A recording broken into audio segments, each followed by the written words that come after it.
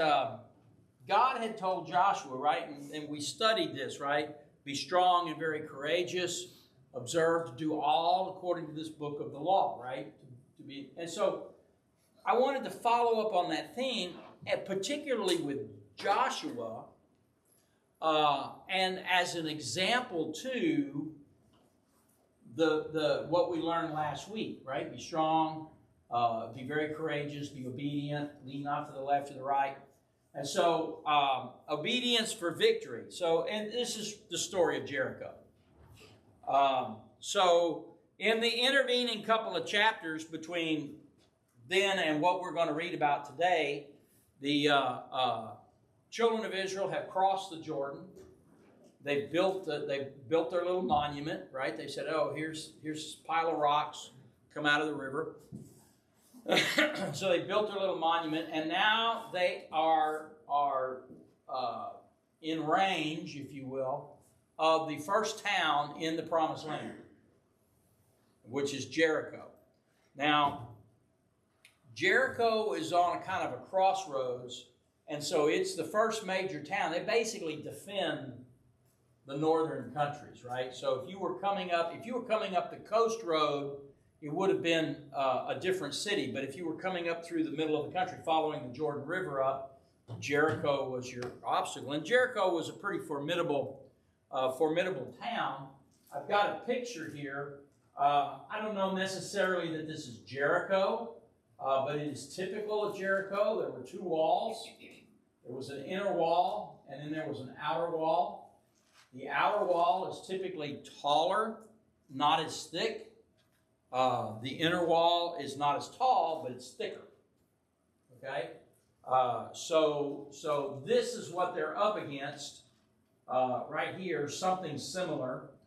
And of course, along outside of this wall here would have been not a moat, but kind of a trench, right? So it made the wall seem even higher. So you kind of went down in the valley there. And that also worked out so that as the archers stood on the wall and picked you off and you fell dead, you couldn't pile up enough bodies to climb over to get to the top of the wall. Okay, so you had a trench down there. All right, so we're going to be in Joshua chapter 5. I think it's chapter 5 tonight. Yes. Yeah. Chapter 5, and we're going to read about setting up for Jericho. Jericho is an ancient city. It's one of the oldest cities right there alongside of Damascus. And an interesting fact is that Jericho, we'll read about its destruction tonight, and God cursed it. He said, Jericho, if anybody ever builds Jericho again, he'll build it on the bones and blood of family. And sure enough, some years later, a man decided to rebuild Jericho. This is still in Old Testament times. And as he was setting up the very first pillars for the gates, his son died as a result of, I don't know, it was a construction accident or something. And as he was finishing the wall and finishing the city, his youngest son died. He buried all of his sons during the rebuilding of that city. And that story is in Judges here, or in Joshua here, so you can see that.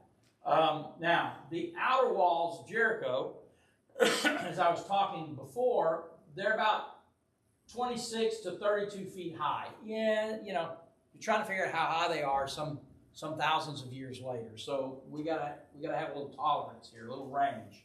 Probably about 2 feet thick, they estimate. Mud bricks built on a stone retainer, reinforced by embankment. The inner walls weren't as high, but they're up to 6 feet thick. So you had a lot of obstacles to overcome. If you've ever read any history, I want to say it's Gettysburg. In the Civil War, they fought Gettysburg. One of the things about Gettysburg is they fought, I think I'm right, the Gettysburg battle was fought over an open field. A lot of battles were fought in the woods and all that, but Gettysburg was an open field. And there was a fence, a simple split rail fence across the middle of this pasture. And Robert E. Lee sent his troops across that field, and they had to climb that fence, and they never made it to the Union lines. They died crossing that. That was just a fence, right? But it was enough of an object. It had to slow them down, and Union soldiers could take careful aim and just pick them off coming across that fence. And that was one of the things that Robert E. Lee would later express his regrets about, is in the heat of battle, he thought that they would eventually be able to get over that fence and make it across that deal. He didn't realize that that would never happen, and he needlessly sacrificed many soldiers trying to get over that fence.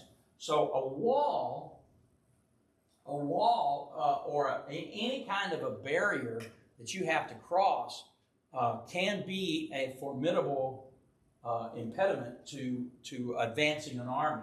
So the thicker, the higher the wall, of course, the more it obstructs you. So for the armies of the day, Jericho is a formidable fortress, okay? Particularly if you don't have catapults or trebuchets. These siege engines, as they were known, were particularly effective at breaking down walls, right? You know what a catapult is, right? Mm-hmm. Where you put the big rock in there and poof, you send it. So it's like a cannon, it's artillery, and that big rock hits the wall and begins to break it up. And so after some time, you've actually broken down this wall. So it's cities like this that would eventually give rise to these devices, okay? But they are not around. They're not going to be around for several hundred years. So you're just going to run up and look at a 26-foot high wall. So you're going to hope to throw a rope up there or put a ladder up and climb up. Meanwhile, the archers are on the top of the wall, and if you get to the top of the wall, there's somebody there with a sword or a spear, and it's just going to be a nightmare trying to get in. Now, the city had a spring, so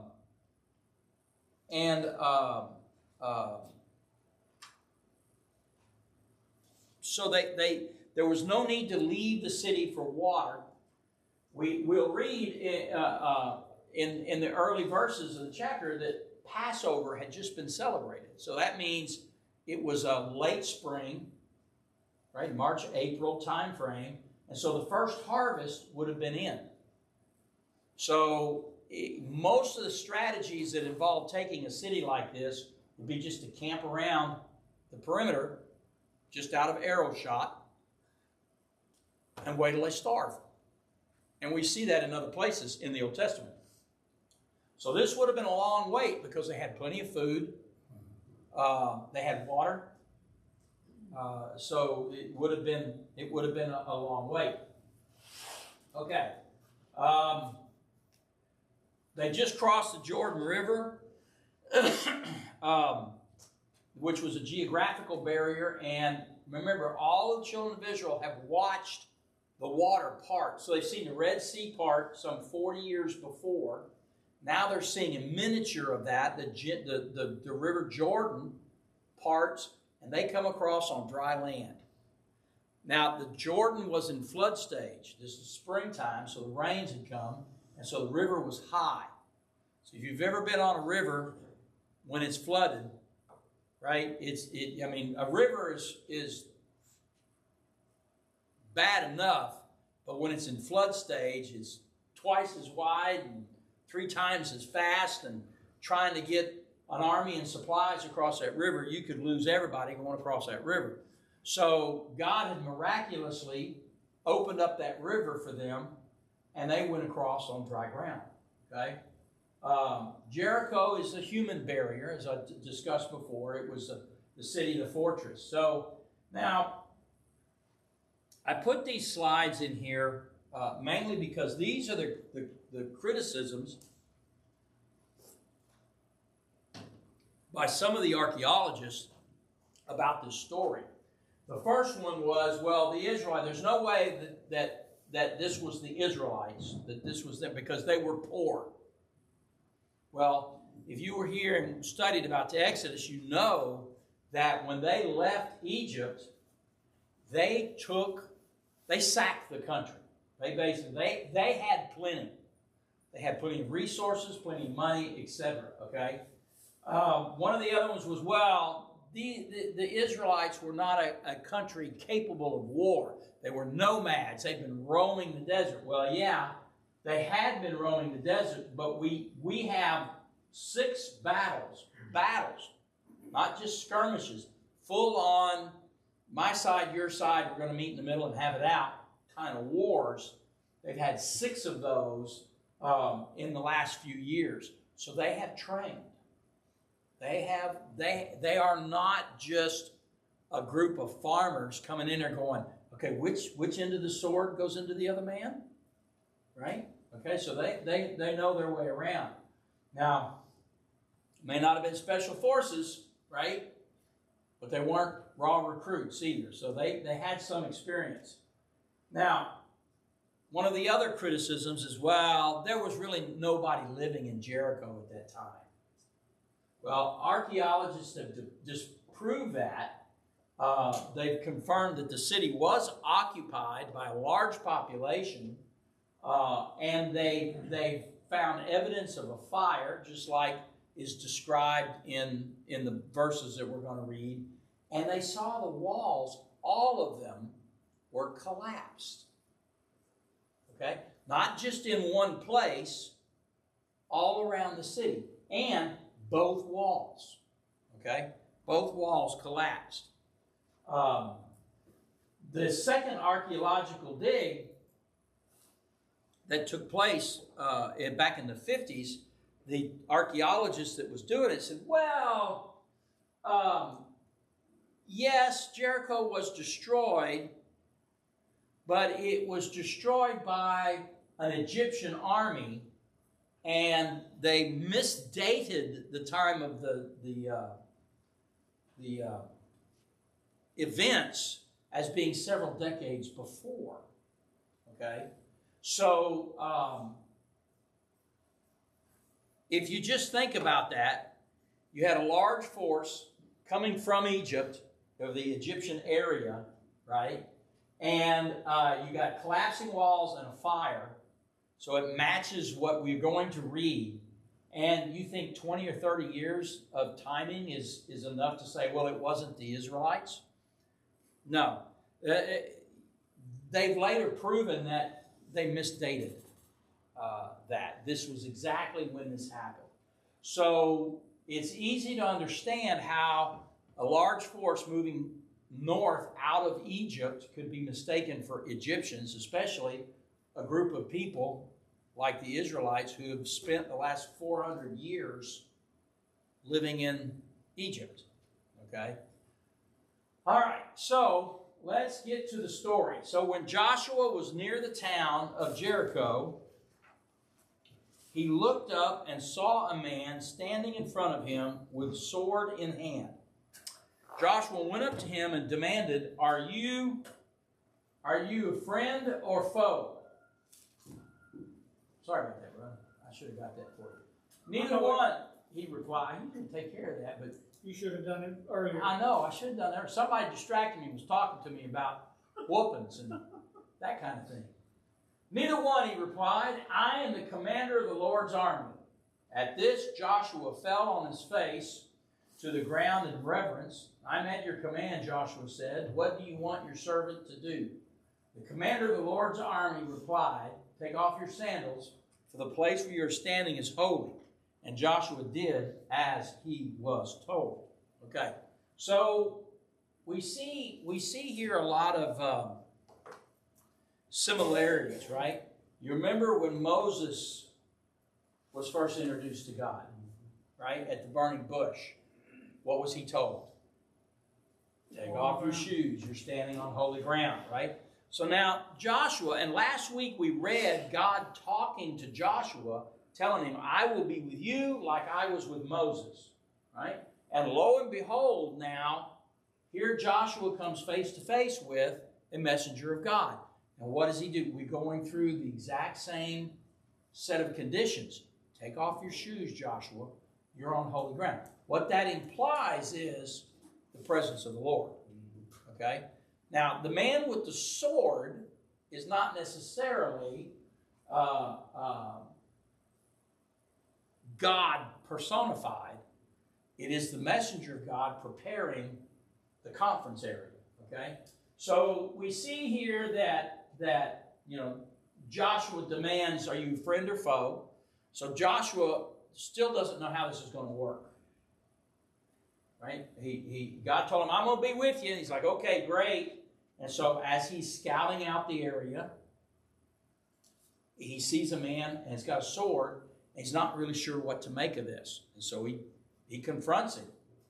Right? Now remember, Joshua has been in battle before. Joshua is not just a clerk or a politician. He has been a soldier in the battle, on the battlefield. He's been a general. He's led the army. So when he sees a man dressed for war, he challenges him. Are you a friend or a foe? It kind of lets us know that Joshua is not yet accustomed to seeing the vision. Okay? This is an angel. Joshua doesn't necessarily recognize that immediately. Okay? Now, it's interesting to me that this angel is standing there with his sword drawn. Right? We see elsewhere in Scripture, angels, with just a wave of the hand, can slay thousands. Just, you're done. Right? But he's standing here with his sword drawn. And he asked him if he's friend or foe, and we'll see this in a minute. He doesn't actually answer, the angel doesn't actually answer that question. He doesn't say, I'm here to help fight for Jericho. I'm here from the Lord to give you support. He actually goes a different direction with his answer, right? What does he say? He said, God is here, take off your shoes.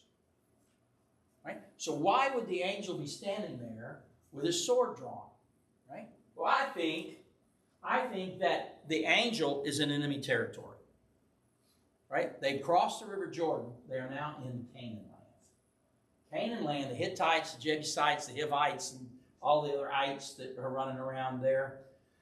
the heathen, they are worshiping their own gods. So I want to propose that this angel was prepared to do spiritual battle against demons, fallen angels, etc., in protection of not only himself but of Joshua, right? And for that, if you go to Daniel 10:13 and we look at the exchange between Daniel and an angel, remember Daniel had been praying in that particular set of verses.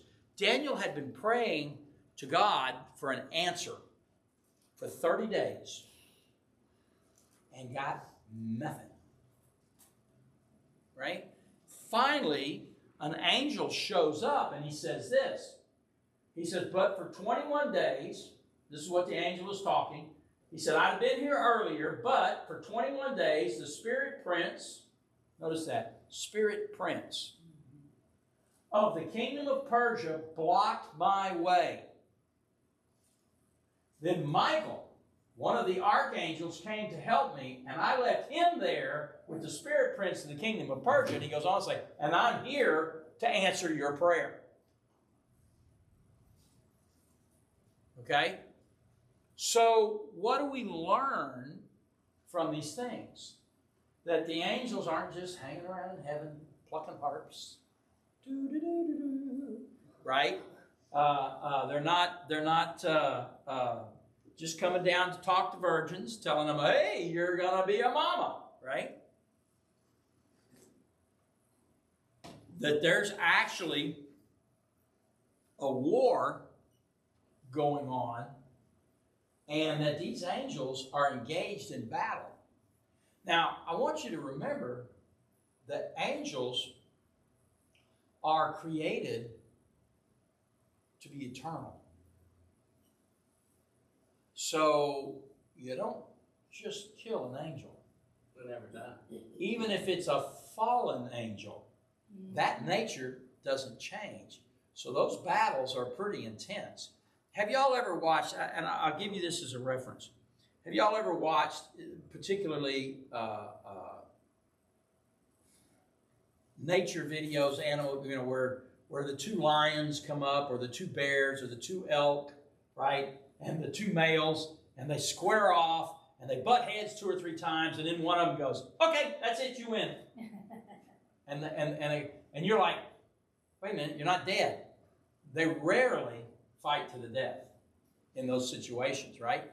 But there's some point where one of them acknowledges, I don't know what it is, I don't know how they do it, right? But you're stronger than me, you're prettier than me, you're taller than me. He turns tail and runs. And he says, "That's it, I'm out." Right? And this is the way the battle with the angels takes place, right? They'll go at it, hammer and tong, and then finally, for us, right, all of God's angels are a little more powerful, and so they'll turn and run. So it's never a fight to the death, is my point. But they do run them out. They do run them off, okay? But we see that spelled out beautifully in Daniel 10, okay? So all of this is occurring right after the Passover, right? So for 40 years they've been wandering in the desert, and they've held their first Passover. They've been having manna, and now they've had their first Passover before they go into the Promised Land. And y'all remember the Passover, right? That's the blood, the sacrifice of the lamb. But also with this Passover, God reminded Joshua, he said, y'all been in the wilderness for 40 years. And ain't nobody been following the covenant I made with Abraham. The covenant with Abraham was God was going to do certain things, and all of Abraham's children were going to have to do a thing. Circumcision. And so the whole country had to get circumcised. Right? So what does this represent? What this represents is that before God allows them to go any deeper into the Promised Land, they have to get right. We've got to make sure that we're cleaning up. Okay? And so that's what they did. Now, Joshua's had a vision before this where God spoke to him directly. Right? And that's the one where he said, "I will be with you like I was with Moses." And the one we read last week, "Be strong and very courageous. Do what's written in the law. Don't turn to the left or right. Be obedient. Meditate therein day and night." All that stuff. These were personal instructions. Okay? But now what Joshua's getting is a national instruction. In other words, this is Joshua's first Moses-like event in leading the nation. Okay? But remember, I want you to keep in mind, I'm going to hit this several times as we go through this. What did God tell Joshua? Be strong, be very courageous, observe to do according to all the law that is written. Live what you believe. Okay? Basically, live what you believe. And remember, we talked about being strong and very courageous, right? Being strong to do what is written, even when you're being made fun of, even when, it's not popular. Be very courageous to do everything, even though it might mean something negative back. Not from God, but I mean from the world, right? So, now there's some folks that believe that these scriptures talk about angel worship. I don't think anything can be farther from the truth.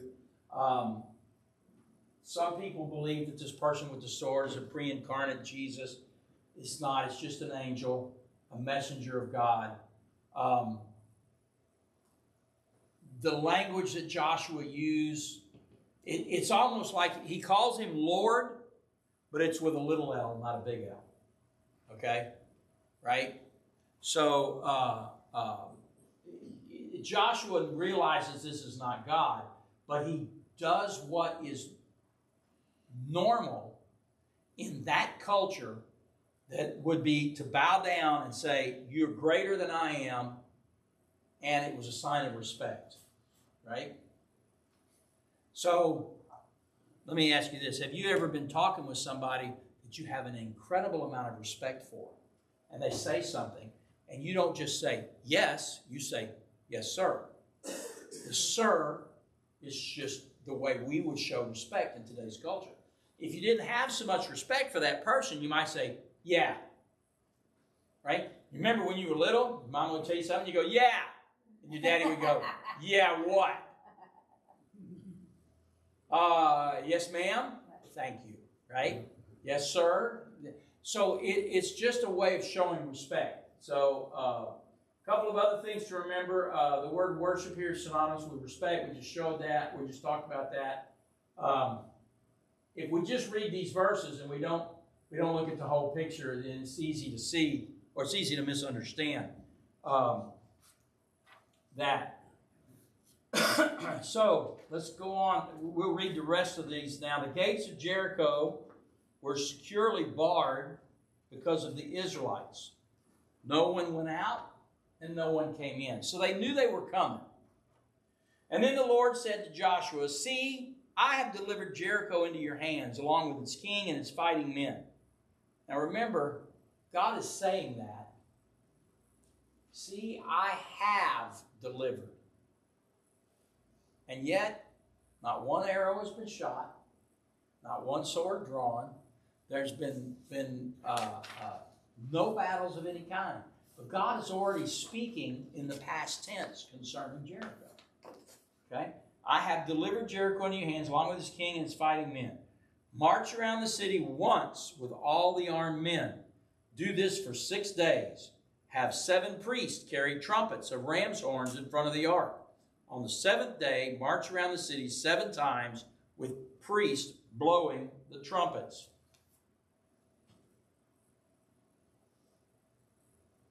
Oh, I got a page. Do I go back? Go back. There it is. Okay. Now, when you hear them sound a long blast on the trumpets, have the whole army give a shout, and then the wall of the city will collapse. The army will go up, everyone straight in. All right? So I want you to, what's he telling them to do? You're going to march around the city once for 6 days. And on the 7th day, when you hear the right trumpet signal, everybody shouts. So if I'm marching around the city, and I mean, it's a big city, but basically I'm surrounding the city.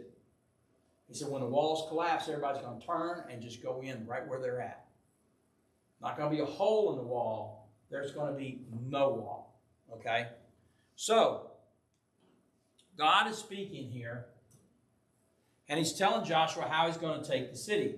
So combined with the last verses of chapter 5, here's what I see. God's army chief, that's the angel, has come down to prepare a place and for Joshua to commune with the Almighty. The angel sanctifies the place, makes it holy, tells Joshua to take off his shoes. God shows up and gives Joshua instructions on how to be victorious. Okay? So the angels come down. He's picked a place. He's defending the place. He's made the place ready. God comes down and gives Joshua the message. Okay? Now, for those of you who served in the military or served in combat arms, right, this is not what one would consider sound military strategy for how to take a city. Okay? You're going to march around the city once a day for 6 days. And on the 7th day, you're going to blow trumpets and shout, and the wall's just going to fall down, and y'all going to run up in there. Okay, y'all just going to run up in there. Now, I have heard them say that, well, you know, these ancient people were a little ignorant. So they really didn't know how to build walls. And so, by marching around like that, 1 million people stomping around like this, the ground was shaken, right? The ground was shaking, and it was wrecking the foundation of the walls. And then when they blew the trumpets, that loud and sudden noise, and down the walls came. Well, first of all, the seven priests with the seven trumpets, they was only on one side.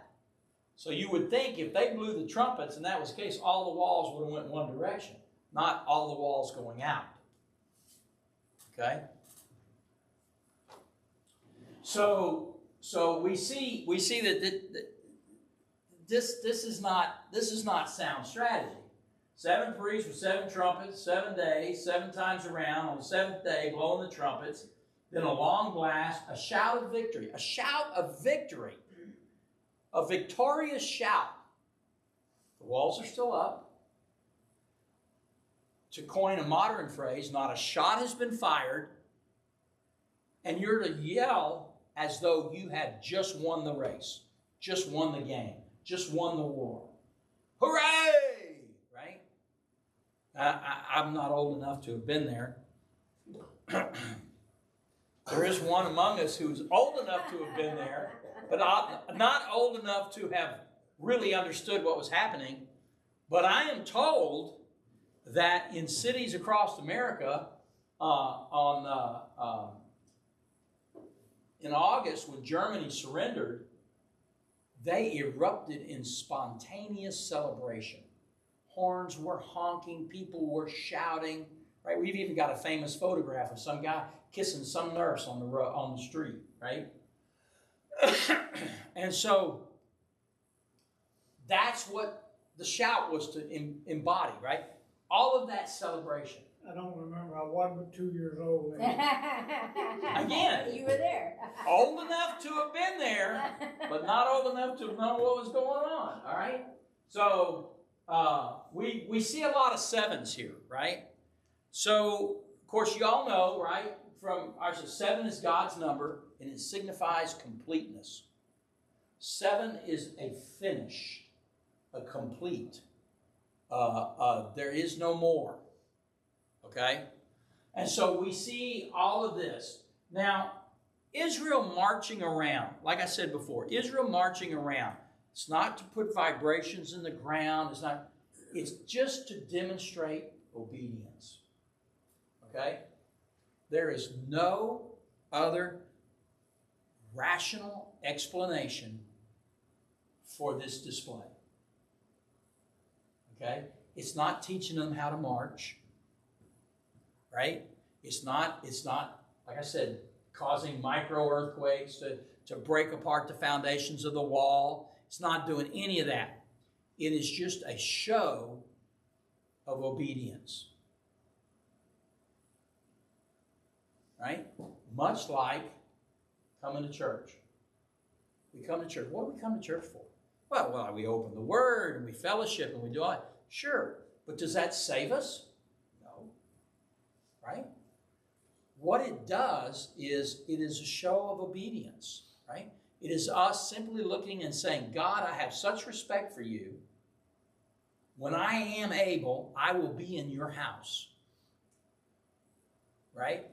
I saw a billboard one time, and it simply said, God, and had the colon, right? So God is speaking. God, hey, come on over to the house this weekend. Bring the kids. Right? That's what it is. It's just a show of obedience, a show of camaraderie, of fellowship, of family. Okay? Now God, and we see this in the New Testament, God will use what the world calls foolish to confound or bewilder the wise. Marching around this city serves no military purpose. It serves no strategic purpose. Okay? But God uses these kinds of things, right, to completely confuse those who look on from the outside, right? I like what the old lady said one time. Somebody said to her, well, you know, God works in mysterious ways. And she looked at him and said, not for those who know him, right? When we know God, right, we say, well, look, I may not understand what God is doing, But I know enough to know if God says jump, I'm asking how high on the way up. Right? Because it serves a purpose that he knows. I will be obedient. Right?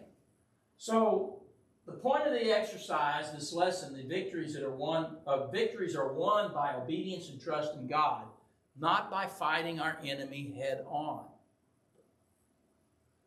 Right?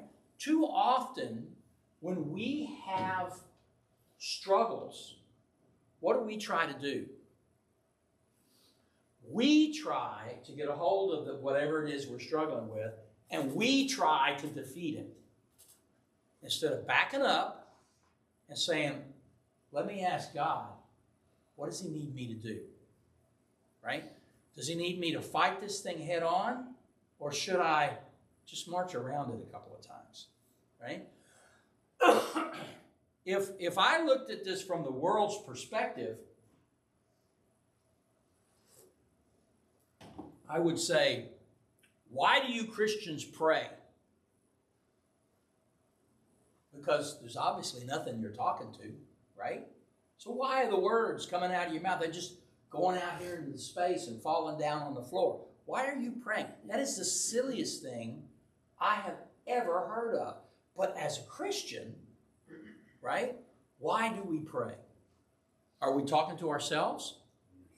No. We are talking with our Father. We are talking with our Savior, right? We are speaking to someone, right? And it's real hard to explain to someone how that makes you feel who has never experienced even salvation. And so the point here is that you're going to win this battle, but you're not going to win it because of your advanced weaponry, because of your advanced strategy. You're not going to win it because you're smarter than the average bear. Right? That's an old cartoon reference for those of you who are old enough to remember. Hey, boo. Right? You're not going to win it for that. You're going to win it because you've been obedient to God. Okay? Even when that happens, which I mean fighting the enemy head on, right? The victory only comes through God. I'm reminded of a time, and it's related to us, I believe, in 2 Samuel, where God tells David, I want you to go up to war, go up to battle. You're going to battle this city over here. And David said, okay, I'm there, I'm going. Am I going to win? He asked the question, will I win? He was going. He just wanted to know, am I going to win? And God said, yeah, you're going to win. He said, okay, I'm going to win. I'm going. He said, how do you want me to go? And God said, I don't want you to go straight on. I want you to go around behind. I want you to wait. When you get into the woods, I want you to wait. And you wait for the sound of an army going through the tops of the trees. That'll be me. And when you hear me and my army going through the top of the trees, you follow us into battle. David said, you got it. Right? But it's always struck me, right? God said, let's go to war. And David said, I'm there. I'm there. Are we going to win? Well, yeah, we're going to win. If you do what I tell you to do. Obedience. Right? Do what I tell you to do. Okay. So what this represents is life, all aspects. It's based on obedience and trust in God. We have to be obedient. And that was Joshua's first message from God, right? Not to turn to the right or to the left. Don't embellish. Don't make up things. Just follow God's word. Right? And we've covered this before, right? We'll be standing around going, boy, I sure hope that this works out for me. Oh. How many of y'all have done that? Knock on wood. Knock on wood. And if you ain't got no wood to knock on, what do you do? Oh, knock on wood. Right? Where'd that come from? That didn't come from the Bible. That didn't come from God. God said, trust me, not some superstition where you got to knock on the wood so that the spirits who live in the trees will be afraid to come out and hold you accountable for your pride. God blesses us. We need to know what God's word is. That's what he told Joshua, okay?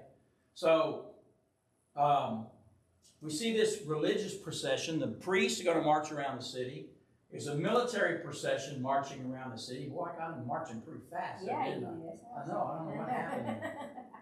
Yeesh. Oh, now groups. So, the definition of a procession is a group of individuals. That was the Air Force. They don't know how to march. So they don't have a march.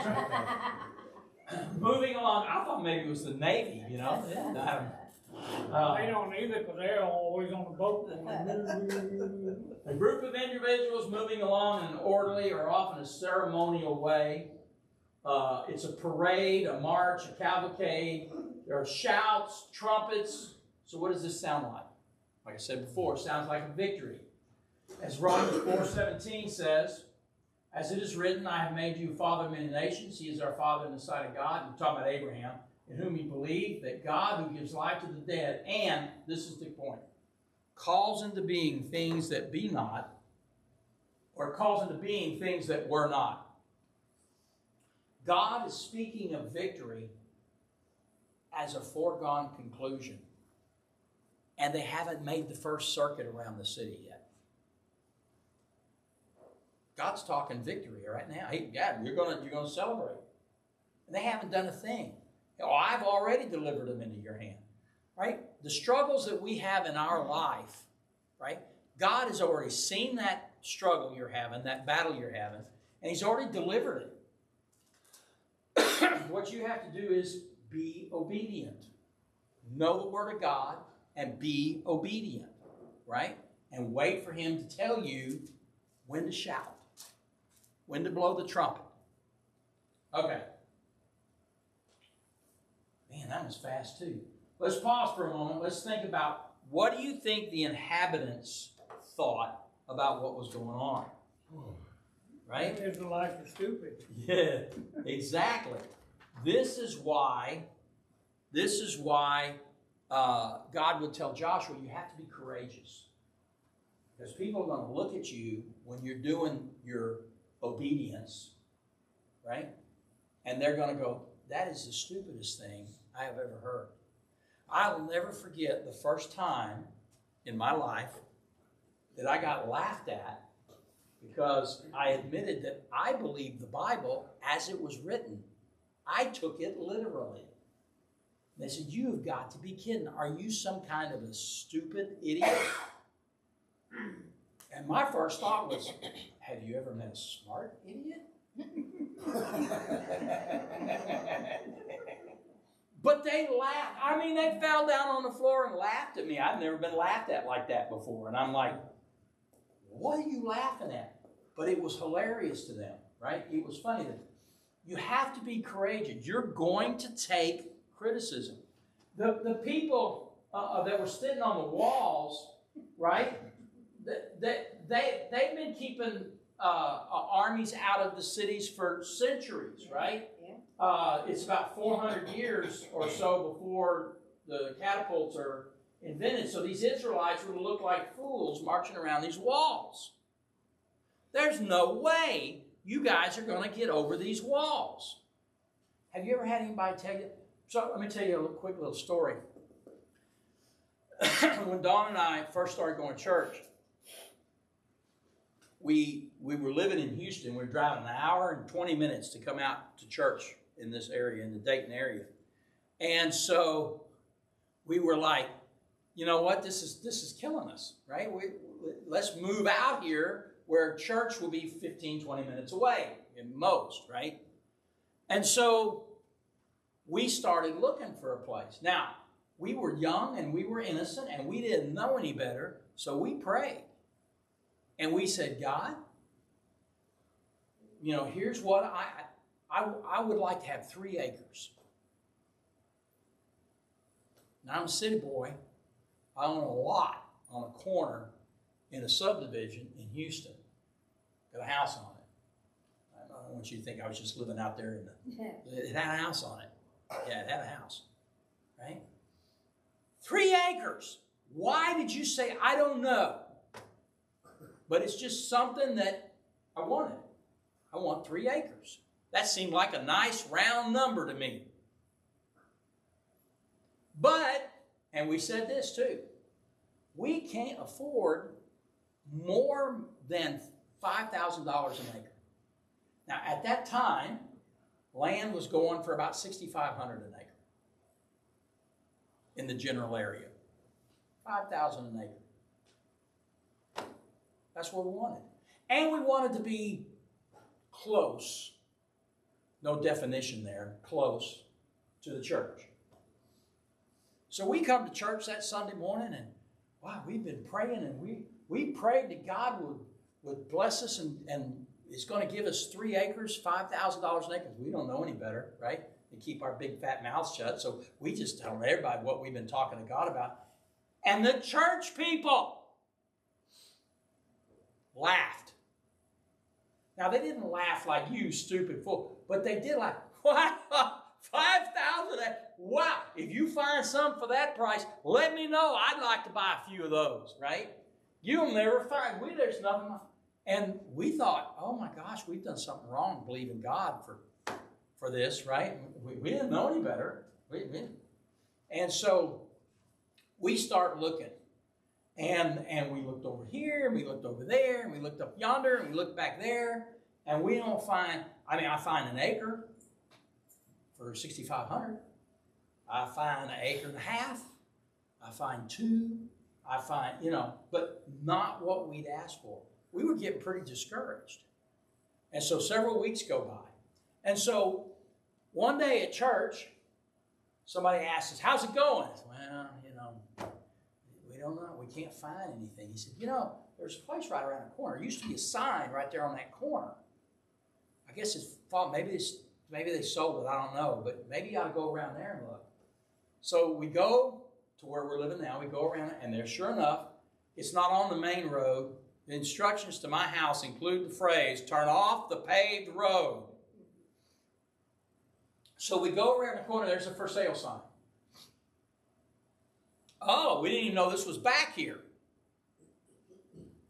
So we call up the realtor lady. She says, well, come by the office. I don't know exactly what you're talking about. So we go and we say, she goes, oh, I know that place. So she takes us to another place that she happened to own. And it's like 2 3/4 acres. And I was like, no, this isn't the place. So I drove her around. We looked at the place. Oh, yeah, this has been for sale for a long time. They're having trouble moving it.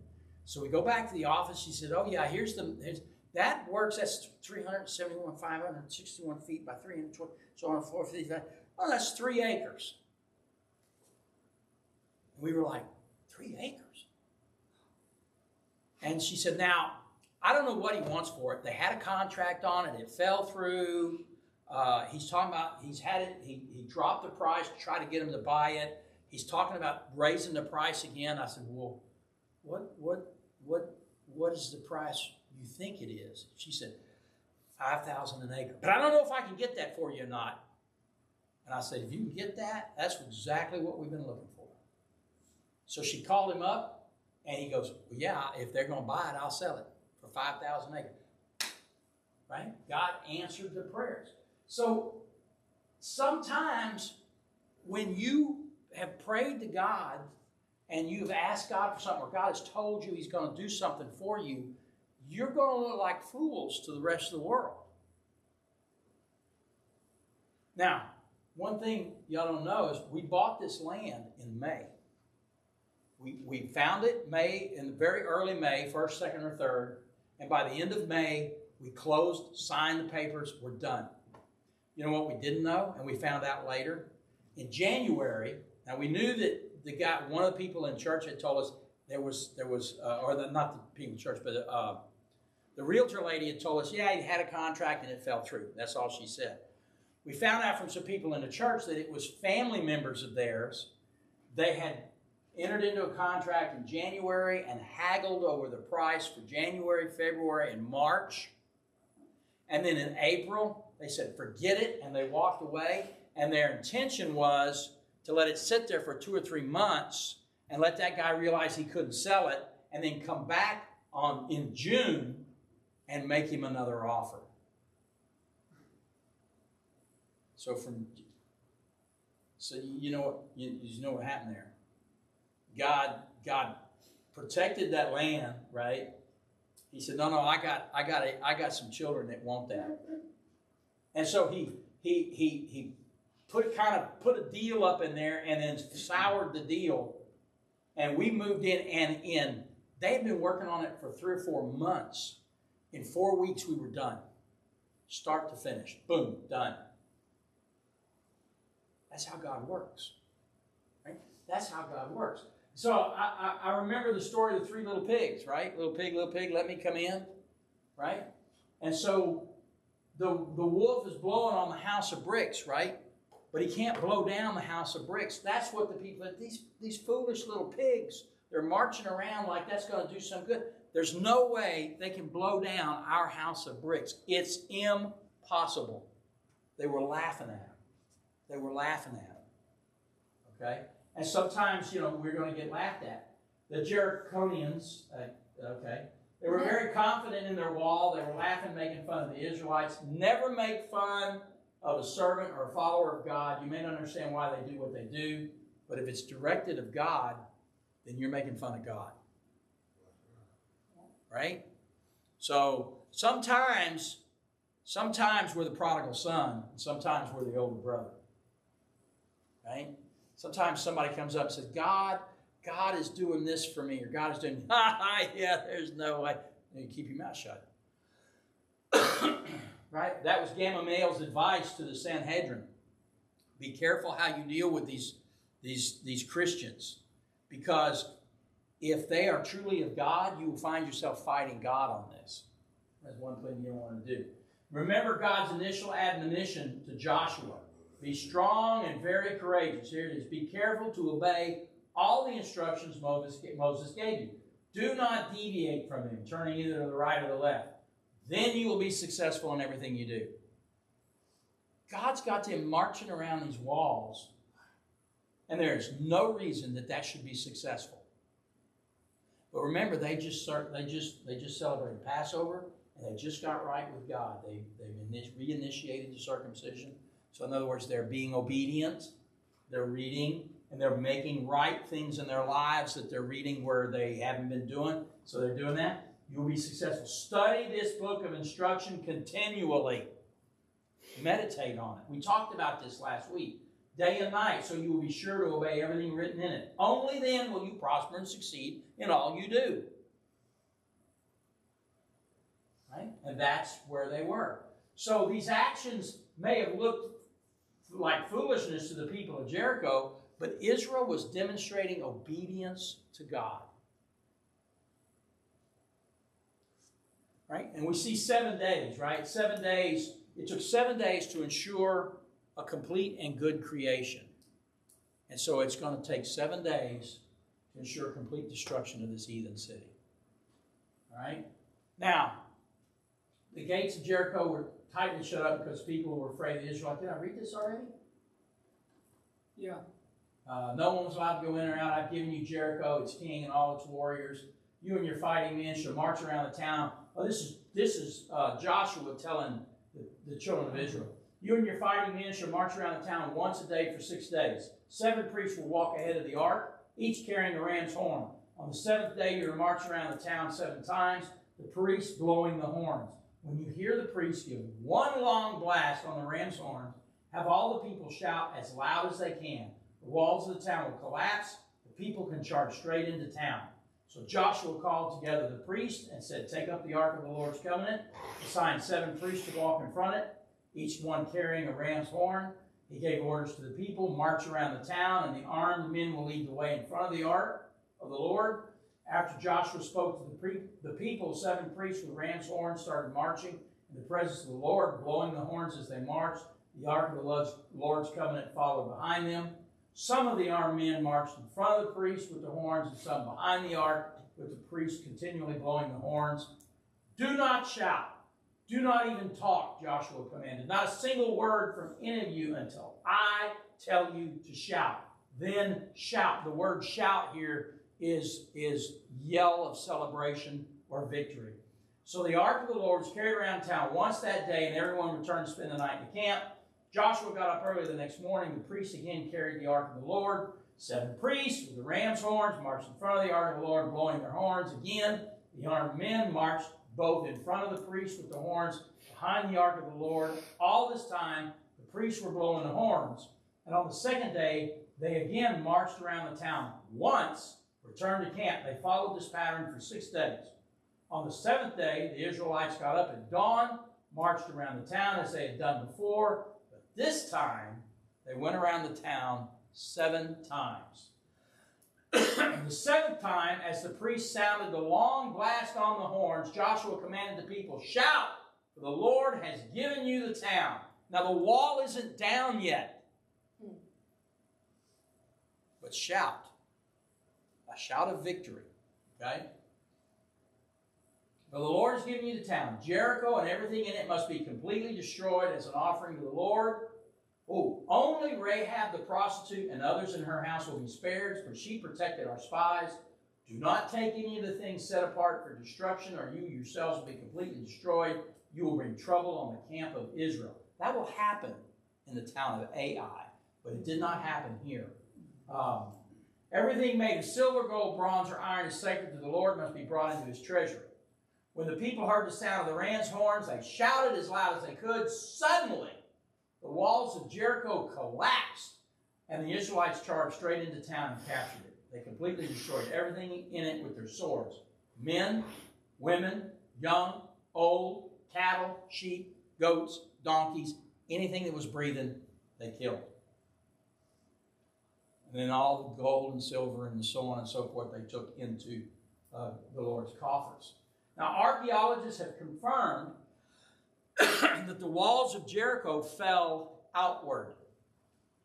So remember I told you that you had the wall and then they had a depression. So the walls fell into the depression. The outer walls fell into the depression and filled it up. And so it basically made a way for them to come up into the city. The inner walls, remember, they're not so tall, and they fell down, and so they were able to charge straight up into the city. Now, the phrase that we just read here, everything must be destroyed as an offering to the Lord, if you read in the King James, they use the word accursed. Now, you'll see that if you read in the King James, that everything in Jericho is accursed. And so all it's doing is reinforcing to us that things that are devoted or dedicated to God are a curse for people to possess. So if something's been dedicated to God and you possess it, you want to keep it, you want to, you want to hold on to it, it's going to bring disaster to you. All right, and like I said, you'd see that if we ever studied the town of Ai. Okay. There's also, I see another parallel. I want to talk about this real quick. We're almost done. Jericho means fragrance. Okay, in its home language, it means a sweet smell. Okay, it implies a pleasurable experience. That's what Jericho means. So in Hebrews 11:25, it's talking about Moses, and it says, choosing rather to suffer the affliction with the people of God than to enjoy the pleasures of sin for a season. Sin is pleasurable for a short time. Okay? And so Jericho represents a world of sin. Okay? A fallen world, if you will. And there was pleasure there. Okay? And so that's why fragrance, okay, implying pleasure. Now, this writer in Hebrews teaches that sin feels good. But let me tell you what I'm seeing here. Jericho's time for judgment had come. There were 7 trumpets. Does it remind you of anything? Book of Revelations. 7 trumpets. 7 bowls. 7, 7, 7, 7. All heralding judgment. Right? Jericho's time for judgment had come. 7 trumpets heralded judgment. Then with a long blast on the trumpet and a shout. Now what does that sound familiar like? The trumpet of the Lord shall sound, and with a shout he shall descend from heaven. Right? Jericho's defenses came down, and the forces of God began to execute judgment. Okay? As that started, but before the judgment could take place, there was one woman. She was not a Jewish woman. She was a Gentile woman, right out of that heathen culture, converted, if you will, to faith in God. She hid the spies. Rahab, we're talking about Rahab. But she converted to a faith in God that she did not know previous and had never seen. Okay? And then on one day, there was a shout and a trumpet blast, and the defenses came down, and as the judgment was beginning, right? And in the Revelations, what do we see? Judgment, we call judgment what? 7 years tribulation. Okay? That's the judgment. So as that judgment started, okay, a special guard was sent in to bring her out. Bring her to the people she now belonged with. She became a bride to one man in that new culture, in that Jewish culture, and eventually an ancestor of Jesus Christ. So the parallel that I see here is that as judgment was about to be executed, the believer was brought out of that culture and brought into the family of God. A bride, if you will. Right? And that's what the church is, the bride of Christ. So I see here a parallel to the tribulation and the rapture taking place. Okay? The world, the church, the judgment of Revelations, the rapture echoes all in these verses. Now, our lives are full of Jerichos. Things that stand in our way, obstacles that we cannot take down with our own power. Things we could not possibly do, okay? But the lesson here is that those who follow and are obedient to God, victory is not won, not earned, but given. God gives us the victory. Deuteronomy 31:8, the Lord is the one who goes ahead of you. He will be with you. He will not fail or forsake you. Do not fear or be dismayed, right? Remember to be strong and very courageous. Keep the word of God.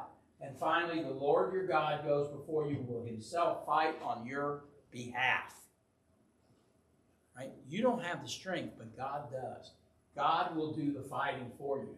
So just like God told Joshua at the beginning of his tenure, be strong and very courageous. Be careful to obey all the instructions Moses gave you. Do not deviate from them. Turning neither to the right or the left, and then you'll be successful in everything you do. Study this book of the instruction continually. Meditate on it day and night so you'll be sure to obey everything written in it. Only then will you prosper and succeed.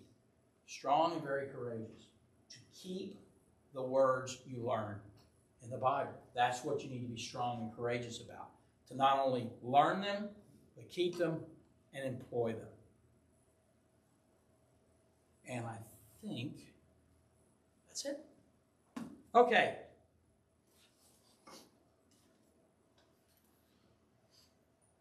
Any prayer requests tonight?